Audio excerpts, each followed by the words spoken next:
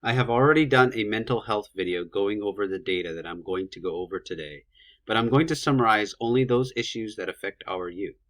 I have a 9-year-old son, so this issue affects me on a personal level. So if you've already seen my mental health video, or rather see my videos on the housing crisis or precious metals, then I thank you for your time, and I'll see you next time. The charts here are specifically going to be looking at 11, 12-year-olds to all the way up to 17 years old. This chart shows here that 13% of children have reported a major depressive episode in the past year, and that's an increase of 206,000. Here we see how that plays itself out by state. The states with the lowest prevalence still see greater than 10% of youth suffering from MDEs. DC at 10.5, New York 11.4, Pennsylvania 11.8, New Jersey almost 12, and everything else is higher than that.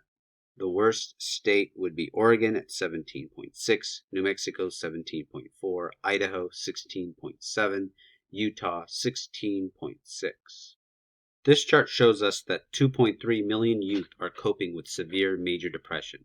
It is a smaller subset of the prior graph, which only indicated those that had had at least one depressive episode. And this number has increased by 126,000.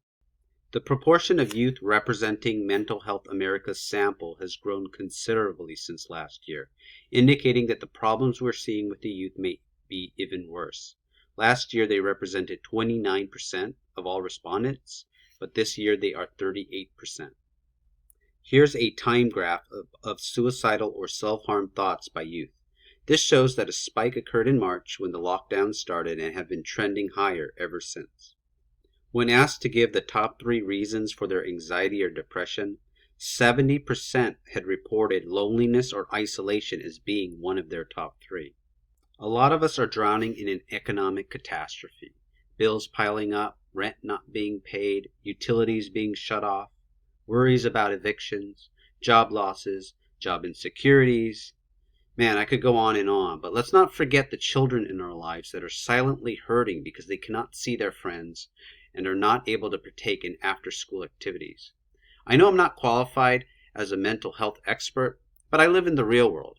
Thank you all for listening. I appreciate every view and comment. It means a lot to me in this very tough time. Merry Christmas, Happy Holidays, and Happy New Year.